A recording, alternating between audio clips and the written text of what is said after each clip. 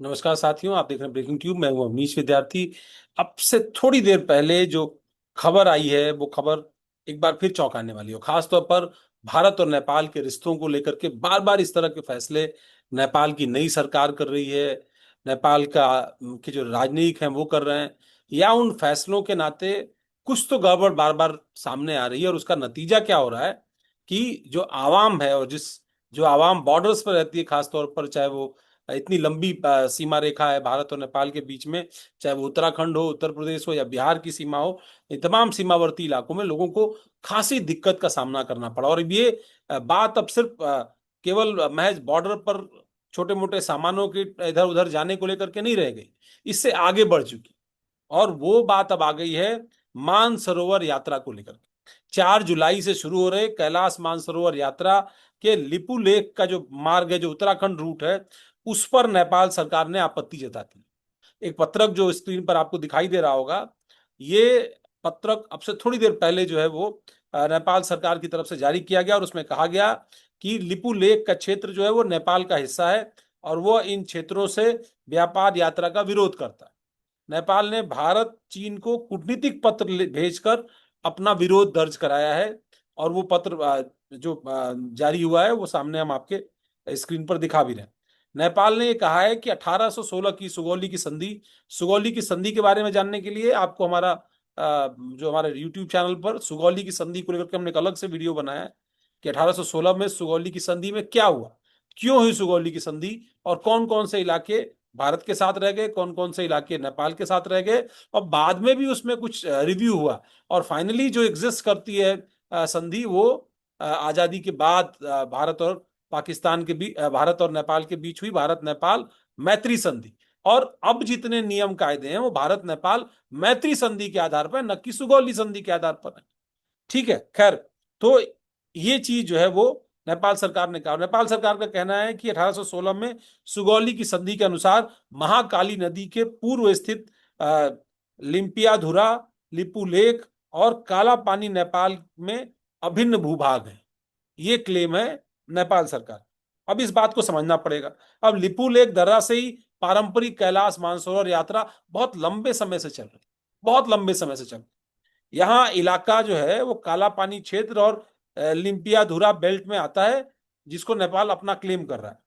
अब नेपाल का दावा है कि भाई जो 1816 की सुगौली की संधि है, इसके अनुसार महाकाली नदी या काली नदी जिसको कहते हैं, उसके पूर्व का इलाका नेपाल का होना चाहिए। ऐसा मतलब काठमांडू में नेपाल सरकार का तर्क है। नेपाल का कहना है कि नदी का उद्गम लिम्पियाधुरा है, इसलिए लिम्पियाधुरा यानी काला पानी, लिपुलेक, ये तीनों उसके हिस्से में आते हैं। इसी आधार पर नेपाल ने भारत और चीन को ये कूटनीतिक आपत्ति भेजी है। अब भारत का इसमें पक्ष क्या, ये भी जानना जरूरी। भारत सरकार का कहना है कि लिपू लेक काला पानी क्षेत्र पर उसका प्रशासनिक नियंत्रण दशकों से है, और यह क्षेत्र उत्तराखंड के पिथौरागढ़ का हिस्सा है। ऐसे में भारत का विदेश मंत्रालय, उसने 2026 में लिपू लेक रूट से 10 बैचेज, जिसमें 500 तीर्थयात्री हैं, उनका आवंटन भी किया है। और भारत ये कहता है कि यह पुराना स्थापित तीर्थ मार्ग है, कोई नया नहीं है, कोई परंपरागत मार्ग है ये।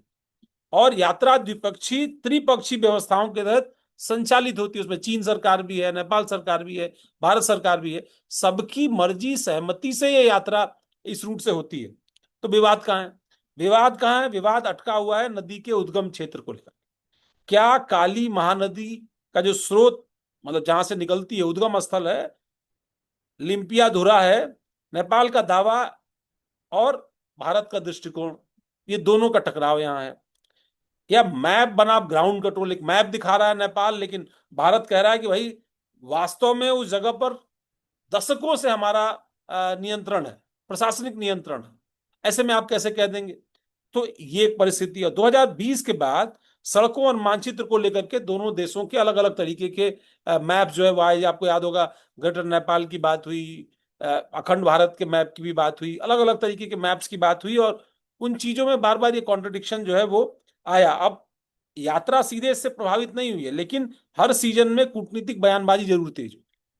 अब तीर्थ यात्रा के लिए प्रोटोकॉल है, बैच साइज है, मार्ग सुरक्षा अहम मुद्दे हैं, और इसके लिए व्यवस्था करनी पड़ती है। और इस तरह के अगर टकराव वाली स्थिति या इस तरह के विवाद अगर आते हैं, तो उससे यात्रा की जो मनोदशा है वो कहीं ना कहीं प्रभावित होती है। और भारत का फोकस भी इस बात को लेकर के है कि सुरक्षित और नियमित यात्रा हो, जबकि नेपाल का फोकस यहां पर दिखाई पड़ता है संप्रभुता का प्रश्न। उस इलाके पर औपचारिक उनका नियंत्रण नहीं है, लेकिन वो ये कह रहे हैं कि चूंकि सुगौली की संधि में वो हमारा इलाका था, और वो बार बार भूल जाते हैं कि सुगौली की संधि नहीं एग्जिस्ट करती है, वो अंग्रेजों और नेपाल के बीच हुई थी। भारत और नेपाल के बीच आजादी के बाद, भारत की आजादी के बाद भारत नेपाल मैत्री संधि हुई थी, और वो मैत्री संधि के आधार पर भारत और नेपाल के रिश्ते चलते हैं। ये महत्वपूर्ण है और ये समझना होगा। लेकिन इस चिट्ठी ने जरूर बवाल मचा दिया है। आपका इस पर क्या कहना है, आपकी क्या प्रतिक्रिया है? आप नेपाल के रहने वाले हैं तो भी आपकी प्रतिक्रिया, कि जहां बेटी रोटी के रिश्ते हों वहां पर इस तरह के विवाद बार बार आ जाएं, वो चाय पत्ती को लेकर के आ जाए कि चाय पत्ती नेपाल की बनी हुई है कि दार्जिलिंग की बनी हुई है, या 100 रुपए के किसी सामान पर आप टैक्स ले रहे हो, इस तरह की छोटी छोटी चीजों को कूटनीतिक तरीके से सुलझाना, खासतौर पर ना हम अपना इतिहास बदल सकते हैं और अपना भूगोल बदल सकते हैं। नेपाल से ऐतिहासिक रिश्ते हैं, सांस्कृतिक रिश्ते हैं और भौगोलिक रिश्ते भी हैं जो बदल नहीं सकते। तो मिलजुल कर एक रास्ता निकालना होगा दोनों सरकारों को। अब मुझे लगता है जितनी जल्दी नेपाल भारत में अपना राजदूत नियुक्त कर दे, ये बात थोड़ी और आसान होगी, और छोटी छोटी बातें जो बिगड़ रही हैं ये बिगड़ने की स्थिति नहीं आएगी। आपको हमारी पेशकश कैसी लगी जरूर हमें बताइएगा। आपको अगर ये वीडियो अच्छा लगा तो लाइक सब्सक्राइब जरूर करिएगा, बेल आइकॉन जरूर दबाइएगा, ताकि अगले हमारा जो वीडियो होगा वो आप तक आसानी से पहुंचे। बहुत बहुत धन्यवाद, नमस्कार।